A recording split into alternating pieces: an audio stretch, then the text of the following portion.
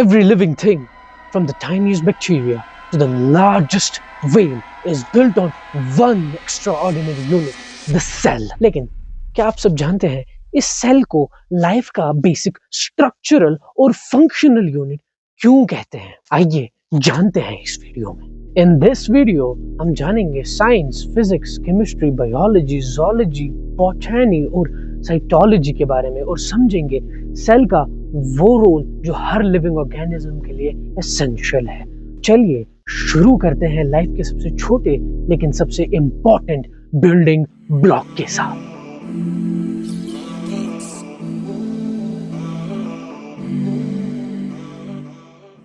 तो गाइस, जिससे पहले हम सेल के बारे में डिस्कस करें उससे पहले मैं आपको एक फ्लो चार्ट दिखाना चाहता हूँ। देख लीजिए, देख लिया फ्लो चार्ट? फ्लो चार्ट में सबसे ऊपर क्या था? साइंस। तो पहले समझते हैं साइंस क्या होता है। तो साइंस, सिंपल शब्दों में बोलूं तो साइंस जो भी नेचुरल वर्ल्ड है, जब हम उसकी एक सिस्टमैटिक स्टडी करते हैं तब हम उसको साइंस बोलेंगे। सिस्टमैटिक स्टडी कैसे करते हैं? हम ऑब्जर्व करते हैं, एक्सपेरिमेंट करते हैं और एनालाइज करते हैं किसको? नेचुरल वर्ल्ड को। और जब हम ऐसा एक स्टडी करेंगे तो उसको हम सिंपली साइंस बोल देंगे। एंड फिर साइंस के मैंने 3 ब्रांचेस उस फ्लो चार्ट में रखे थे, फिजिक्स, केमिस्ट्री एंड बायोलॉजी। तो फिजिक्स की अगर हम बात करें तो जितना भी मैटर है और एनर्जी है और उनके आपस में जितने भी इंटरैक्शंस होते हैं उसको हम फिजिक्स बोल देंगे। यानी कि एक तो अलग से मैटर भी, एनर्जी भी, लेकिन जब मैटर और एनर्जी आपस में इंटरैक्ट करे तब भी वो फिजिक्स ही कहलाया जाएगा। दूसरा था उसमें केमिस्ट्री। तो केमिस्ट्री क्या है? जितने भी सब्सटेंसेस है या जितनी भी उनकी प्रॉपर्टीज है, जब हम उनकी स्टडी करेंगे या वो कैसे इंटरैक्ट करेंगे या वो कैसे रिएक्ट करेंगे तब हम उसको केमिस्ट्री में डाल देंगे। कुछ लोग तो केमिस्ट्री को बोल देंगे स्टडी ऑफ केमिकल्स भी, that's your choice. But actual में जो केमिस्ट्री है, केमिस्ट्री क्या है? जितने भी सब्सटेंसेस है जब वो रिएक्ट करेंगे, उनकी जितनी भी प्रॉपर्टीज होंगी, वेदर बी इट फिजिकल और केमिकल, जब हम उनकी स्टडी करेंगे तो वो केमिस्ट्री को कहलाया जाएगा। तीसरा था हमारा वहां पे बायोलॉजी, सबसे इजी। बायो मतलब लाइफ एंड लॉजी मतलब स्टडी, यानी कि study of life. And when I say life I mean living organisms. जितने भी लिविंग ऑर्गेनिजम्स है, जब हम उनके स्ट्रक्चर्स, उनकी बॉडी, उनके जितने भी लाइफ प्रोसेसेस जो वो करते हैं, जब हम उनको स्टडी करेंगे तो it will be called as biology. Okay, then after that biology के मैंने 3 ब्रांचेस रखे हैं। इसके अलावा भी बहुत सारे ब्रांचेस है, लेकिन मैंने 3 इसलिए रखे क्योंकि वो हमारे लिए इंपॉर्टेंट है। तो पहला ज़ूलॉजी। ज़ूलॉजी सिंपल में है, जब भी हम एनिमल किंगडम की स्टडी करेंगे तो वो ज़ूलॉजी कहलाया जाएगा। और दूसरा मैंने रखा बॉटनी। तो बॉटनी मतलब सिंपल, जब हम प्लांट किंगडम या किंगडम प्लांटे के बारे में स्टडी करेंगे तो वो बॉटनी में आ जाएगा। उसके बाद तीसरा आता है साइटोलॉजी या फिर सेल बायोलॉजी। जब भी हम सेल के बारे में पढ़ेंगे या सेल के स्ट्रक्चर, फंक्शन, उनके बारे में हम जानने की कोशिश करेंगे तो उसको हम साइटोलॉजी बोल देंगे। ठीक है, तो आई hope this flow chart is now very very clear. तो देखो गाइज, मैं हूं आपका भाई, ठीक है, तो सिंपल लॉजिक है, मैं आधी अधूरी इंफॉर्मेशन तो नहीं दूंगा। तो जितने भी अभी तक मैंने ये फ्लो चार्ट में जितने भी सब्जेक्ट्स मेंशन करे, इनके मैं मॉडर्न फादर्स आपको बता देता हूँ। तो पहले हमने शुरू करा था साइंस से। तो साइंस के जो मॉडर्न फादर है अभी भी जिनको माना जाता है वो है गैलीलियो गैलीली। और जो फिजिक्स के है, फिजिक्स के 2 माने जाते हैं, आइजैक न्यूटन को भी माना जाता है और एल्बर्ट आइंस्टाइन को भी माना जाता है। केमिस्ट्री की बात करें तो वो है एंटोइन लेविजियर। बायोलॉजी की बात करें वहीं पे तो वो है चार्ल्स डार्विन। और वहीं पे अगर हम ज़ूलॉजी की बात करें तो वो है कॉनरेड गेस्नर। उसके अलावा जो बॉटनी है, बॉटनी में कार्ल लिनियस को माना जाता है। और आखिरी जो हमारा बचता है वो है साइटोलॉजी या फिर सेल बायोलॉजी, उसमें रॉबर्ट हुक को ही क्रेडिट दिया जाता है एज द मॉडर्न फादर। तो चलिए गाइस, एडिशनल इंफॉर्मेशन तो हो गई, लेकिन अब हम आते हैं अपने एक्चुअल टॉपिक पे जो है सेल्स। तो क्या है cells? So cells are the building blocks of life, tiny living parts or microscopic units due to which the living organisms become living entities। यानी कि अगर मैं सिंपल शब्दों में बताऊं तो सेल्स ऐसी एंटिटीज है, ऐसी चीजें हैं जिनकी बदौलत जो लिविंग ऑर्गेनिजम्स है वो अपना टाइटल लिविंग हासिल करते हैं। क्यों? क्योंकि ये सेल्स खुद अपने आप में ही लिविंग होती है। लेकिन कौन सी सेल्स? True sales. अब ये ट्रू सेल्स कौन सी भला है, ये हम आगे आने वाले एपिसोड्स में क्लियर कर देंगे, ठीक है? Okay, so cell is also known as the fundamental unit of life. What do you mean by fundamental? तो fundamental का मतलब बेसिक, यानी कि जहां से कोई चीज बननी शुरू हो उसको हम बोलेंगे फंडामेंटल, यानी कि foundational unit of life. Okay, what do you mean by unit? Unit मतलब एक ऐसा सिंगल इंडिविजिबल पार्ट, यानी कि जो एक पार्ट हो एक बड़े सिस्टम का। सेल के केस में अगर हम बोले तो एक ऑर्गेनिज्म है बड़ा सा, एक ह्यूमन है, तो ह्यूमन की बॉडी का सबसे छोटा पार्ट सेल को ही माना जाता है, और उसके बाद ऑफ लाइफ। लाइफ का यहाँ पे मतलब क्लियर कट है लिविंग ऑर्गेनिजम्स, क्योंकि लिविंग ऑर्गेनिजम्स में ही लाइफ होती है। अब ये लाइफ क्या है?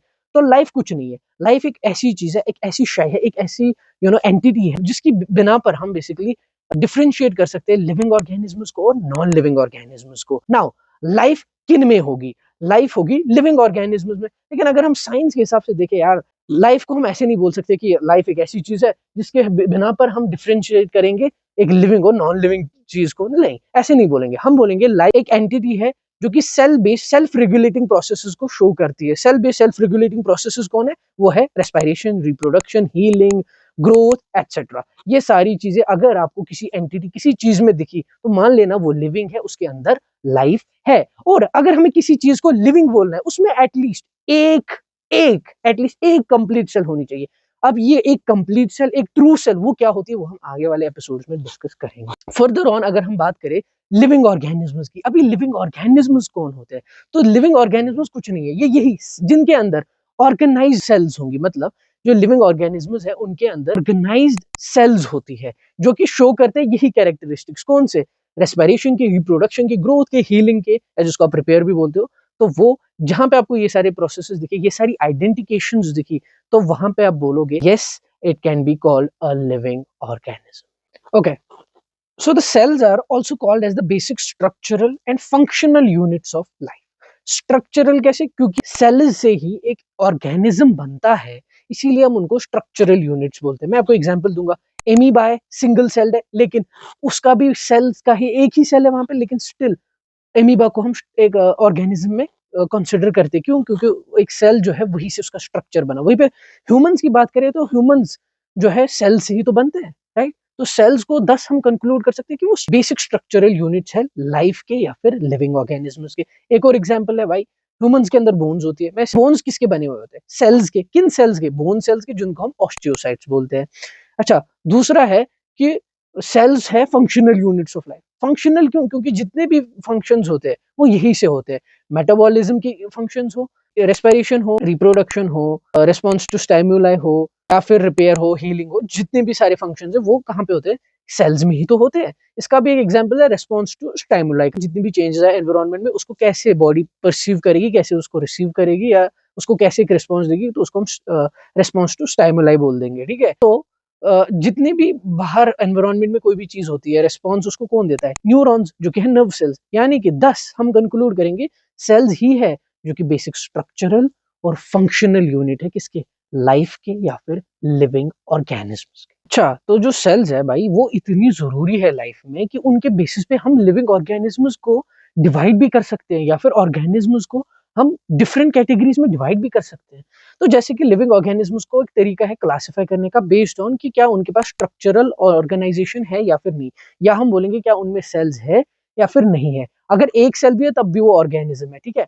लेकिन हम बोलते हैं क्या उनमें सेल है भी या फिर नहीं, तो उसके बेसिस पे दो ऑर्गेनिजम्स हमारे पास आते हैं, नॉन सेल्यूलर ऑर्गेनिजम्स और सेल्यूलर ऑर्गेनिजम्स। सिंपल लॉजिक है, नॉन सेल्यूलर जिनके अंदर कोई भी स्ट्रक्चरल ऑर्गेनाइजेशन नहीं है या फिर एक कंप्लीट सेल नहीं है। अगेन कंप्लीट सेल आगे वाले एपिसोड्स में हम डिस्कस करेंगे।